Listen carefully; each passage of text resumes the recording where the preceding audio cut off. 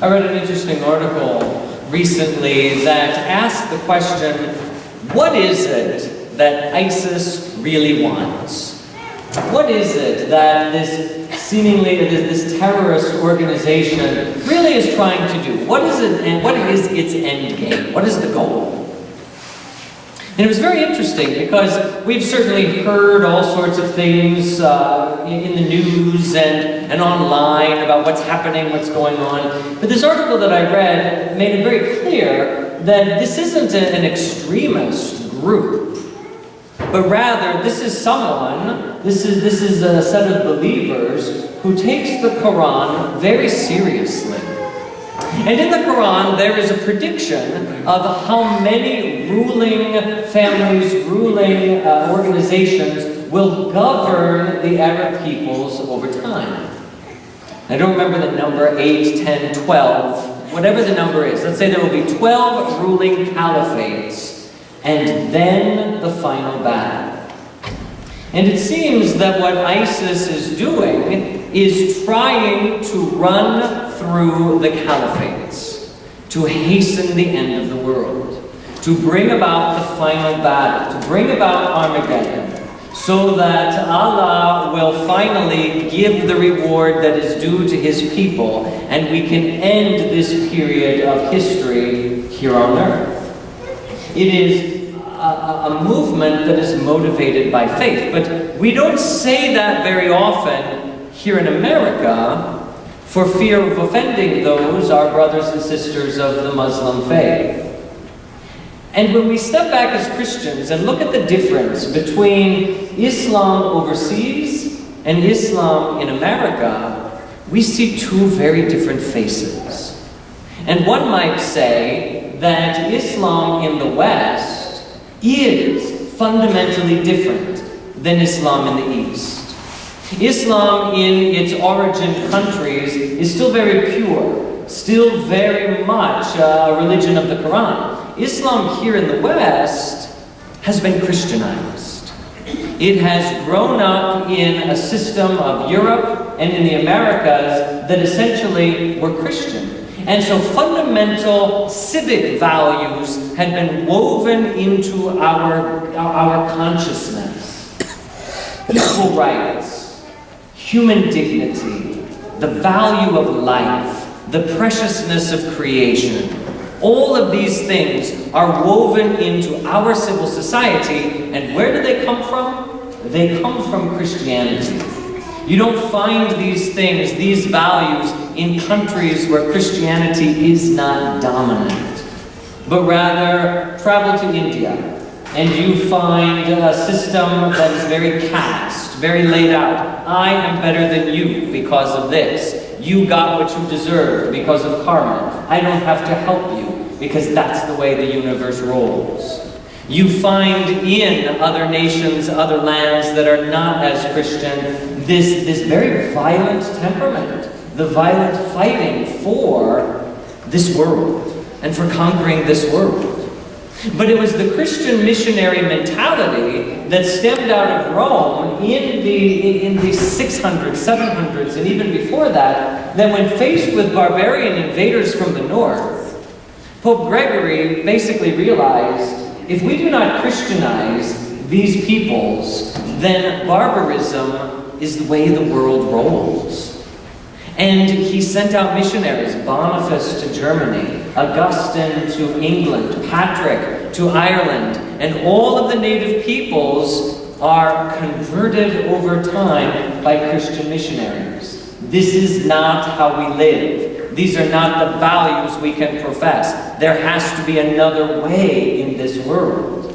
And it is the Christian message then that begins to transform and change a people from barbarism to civility, to Christianity. And it's that Christian message then embedded in our Western culture, which is why from the Eastern perspective, we hear many of those who would consider themselves enemies of America or enemies of the West. This is why it's not Christianity that is off, but this is why the whole West is the enemy.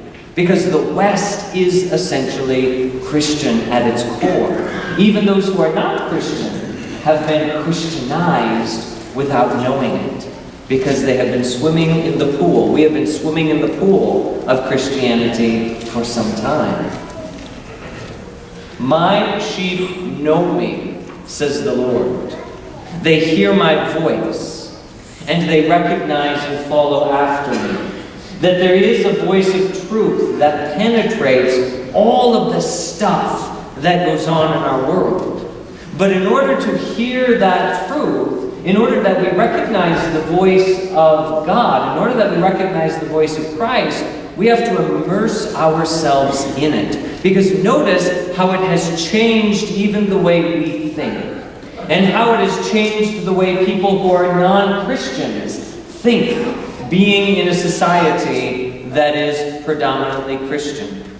That mentality, that spirit, that those values are seated deep within. And we recognize the truth. We recognize the dignity of the human person. We recognize the beauty of man and woman as equals. We recognize the dignity of nature and creation and the need to protect it. We recognize all of these things. The voice of truth comes to us. But that also then bears great responsibility. That we create that society where that truth can be heard, that the flock remain faithful to that truth, even with all of these other voices that are out there. And that means we have to nourish ourselves in the pasture where that truth, where those words are being spoken. That you and I have to feed on that which is good. If we eat junk, if we consume garbage, we become junk, we become garbage. But if we feed on what is nourishing and nutritious and good, then we are strengthened and nourished and filled with that which is good and holy. And not just in food, but in everything that we consume. What comes in through our eyes, what comes in through our ears, what comes in through our lips, what comes into our very bodies and souls. What are we allowing to change us little by little by little? Because these are things that don't happen just like that. These are things that happen over time. These are generational changes. And who of us hasn't stood back and said, boy, the generation of today, here's how it was different from my generation, or from my parents' generation, or so on and so forth. Generations are colored and changed by the movement of the flock. That where the flock goes, the individuals will follow along. Jesus today reminds his disciples that he will lay down his life for that flock so that it continues to walk that right path, that it continues to go in the right direction. And so we have to train ourselves to follow the voice of the shepherd. Because there are many voices out there. There are even many voices out there who claim to be Christian, but they are not all.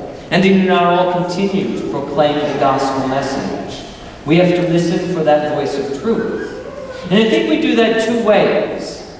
Number one, we do that by remaining faithful to the faith that has been handed on through the centuries in the church. That by practicing, by feeding upon the sacraments, by reading the scriptures, by informing our faith along the way, we continue to grow, we continue to develop and to be nourished. But at the same time, we have to get out of ourselves. We have to be able to see things from another perspective.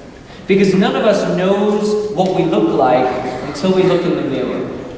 None of us knows what we image, what's going on here, until I see it reflected back at me. And it's necessary to speak to others, to engage others who are outside of our comfort zone sometimes, outside of our circles, outside of ourselves, to see the big picture. And you know how it is. You talk to those who are like-minded, and all you get is the same mentality weaving over and over and over again, and we stop thinking. It doesn't mean that we have to go and find all those people who absolutely, totally disagree with us so that we can get into knockdown, drug-out fights. But what it means is that we engage others. We engage the other side. We don't put the fingers in our ears and say, no, I refuse to listen. Those who refuse to listen are the terrorists, because they are not open. They're not open even to the voice of God, who says, I dwell in the hearts of those whom you hate. I dwell in the hearts of those who are not living a perfect life. I am there too. And to get out of ourselves and to see that is very important. The more we educate ourselves, the more we experience, the more we talk to one another, the more we see life bigger and broader and more beautiful. And we are drawn deeper into the mystery of God. So each and every one of us today has to look in the mirror and say, what do I see there? Do I see the face of Christ? When I engage someone, do I see Christ coming back at me? Do I see that they are seeing me as Christ or not so much? What are they seeing? Are they seeing an enemy or are they hearing the voice of the shepherd? As we go through our lives then, stay in the fold. Nurture yourself on that sacrament and on that word. Do we really know what Christ's voice sounds like?